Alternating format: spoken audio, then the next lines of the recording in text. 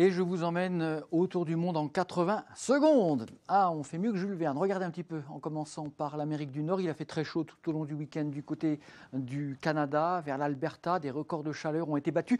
La chaleur s'atténue. Regardez, plus que 16 degrés à Vancouver. Winnipeg, 29. Des orages balayent l'Amérique du Nord, vous le voyez, de Chicago jusqu'à New York. Gros orages, donc, qui peuvent localement être violents. C'est une grosse dégradation. On va descendre maintenant en Amérique du Sud.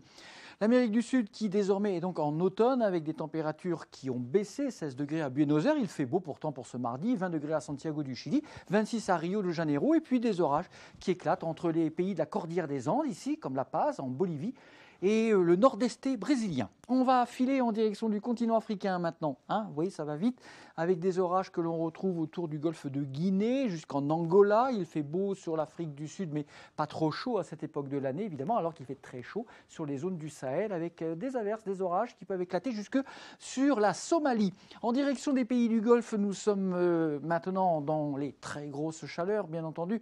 On dépasse les 40 degrés, 40 à Dubaï, 44 à Kuwait City. Et puis les averses et les orages liés au début de la mousson humide commencent à se déclencher sur l'Inde.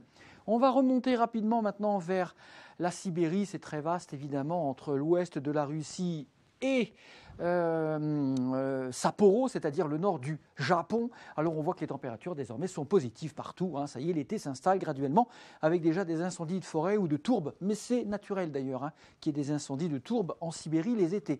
On voit pas mal d'instabilité sur la Chine, sur Hong Kong, sur Manille, des pluies, des averses, 32 à Hong Kong. Par contre, il fait beau et chaud au Japon, 31 degrés à Tokyo.